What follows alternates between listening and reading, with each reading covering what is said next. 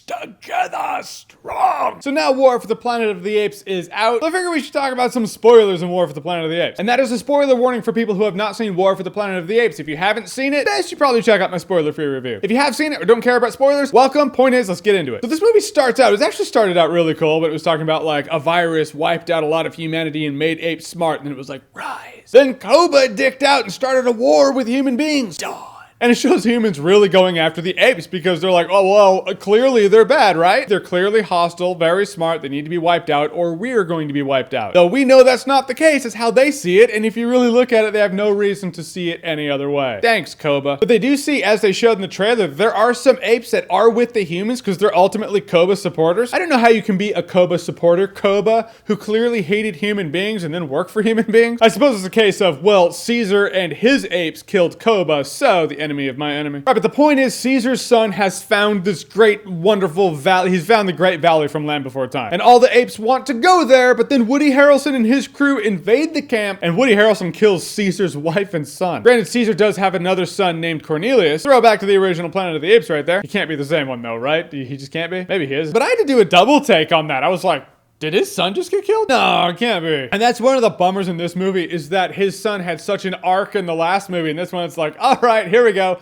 Boba Fett, Wash. And now once again, ultimately like Wash from Firefly, it seemed abrupt, but it is used to get someone into a mindset. So now Caesar's like, I'm gonna find the asshole who killed my wife and kid. Doesn't matter. I'm consumed with rage and I'm going to kill him. Yeah, all you other apes go to the Great Valley. I'm gonna kill the asshole. And he goes on a hunt for this guy. And that's where he runs across Bad Ape and the little girl. Little girl's important because she can't talk. And you're like, why can't she talk? And then there are these guys who were dead in the snow because Woody Harrelson's guys killed them. It's like, why can't they talk? Why are people not being able to talk? And why are the ones who can't talk getting killed? Woody Harrelson fills them in later on, but ultimately the big thing is the virus that made apes smart and killed people has mutated to now affect the people who lived through it the first time. And now it's ultimately making people dumb. They're losing the ability to talk. They're just ultimately becoming like pets. And you start seeing how we get to that place that the original Planet of the Apes was in. Woody Harrelson's freaked out. He's like, I don't want that to happen to me or my people, or we're gonna kill those people. Let's kill all the mutes. So when Caesar finally runs across Woody Harrelson's place, his entire colony of apes, all his friends, the ones he calls family, they're all chained up. They're all in cells. They're ultimately in an internment camp, being put to slave labor. Because Woody Harrelson needs to build a big wall to keep out the humans who want to wipe him out, because he wants to wipe out the people who are infected with this virus and they can't talk. Ultimately, to Woody Harrelson, he's like,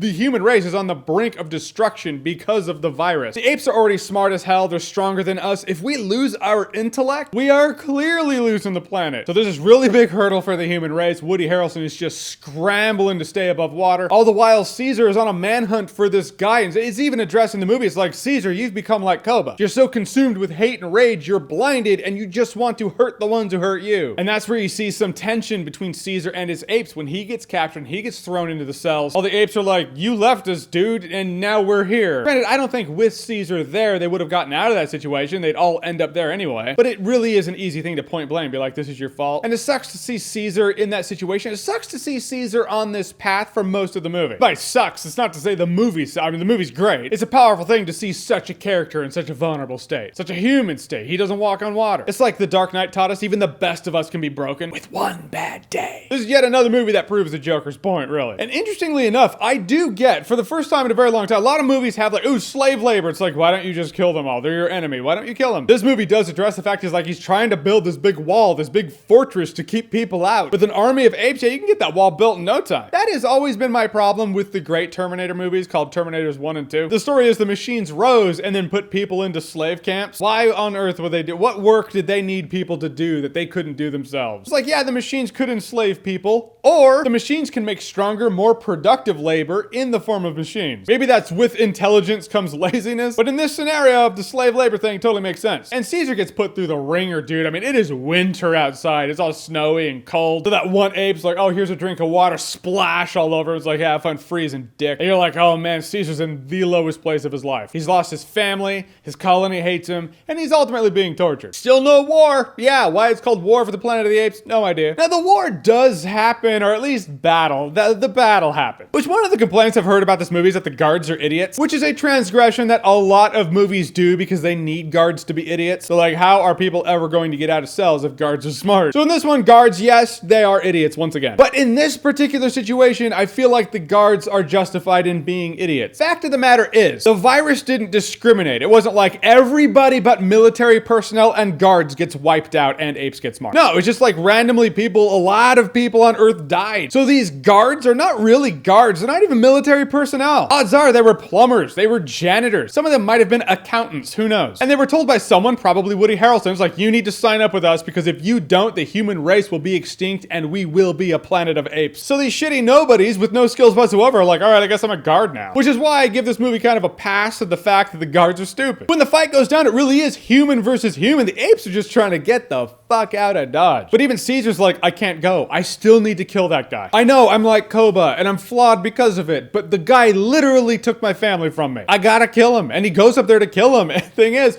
Woody Harrelson picked up the doll that the little girl was fidgeting with. Now Woody Harrelson's bleeding from his nose and he can't talk and he's drunk and you're like, oh shit. Fate worse than death. Gotta love that poetry. He's even taking the gun to his head. He's like, he looks like he acts like a zombie.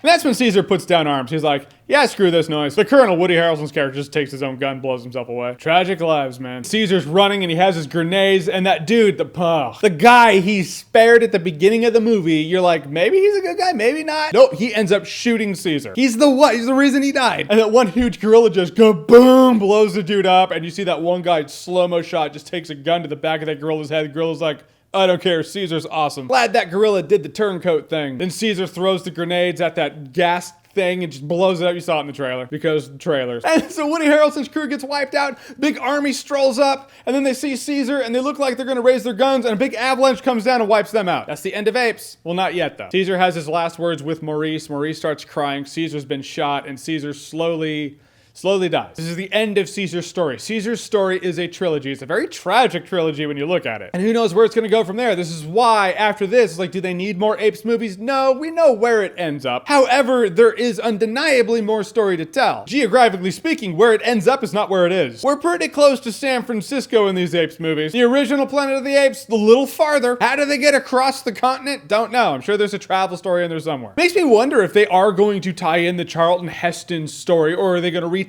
the Charlton Heston chapter. We saw some Easter eggs in Rise of the Planet of the Apes that alluded to the Charlton Heston story. Doesn't mean they necessarily have to show it or tell it. You can have it just tie into the Charlton Heston story, although there were Apes movies that came after that they have now rewritten the history too. It doesn't all tie together, so it would imply that they do have to retell it in this universe. Meanwhile, X-Men's like, trust us, dude. It doesn't matter. And guys, I'm so glad Apes is a solid trilogy. Like I said, all the rest of the movies, they can suck, but Caesar's story is a great trilogy. It's a great drama set. And I just hope people go in here knowing it's not War for the Planet of the Apes. I have to go in there knowing it's internment camp of the Planet of the Apes. All right, guys, so War for the Planet of the Apes. Have you seen it? What did you think about it? Or do you want to see more Apes movies after this? Or do you think, nah, this should stop here? Whatever you think, comment below, let me know. And as always, if you like what you've seen here and you want to see more, click right here to see more.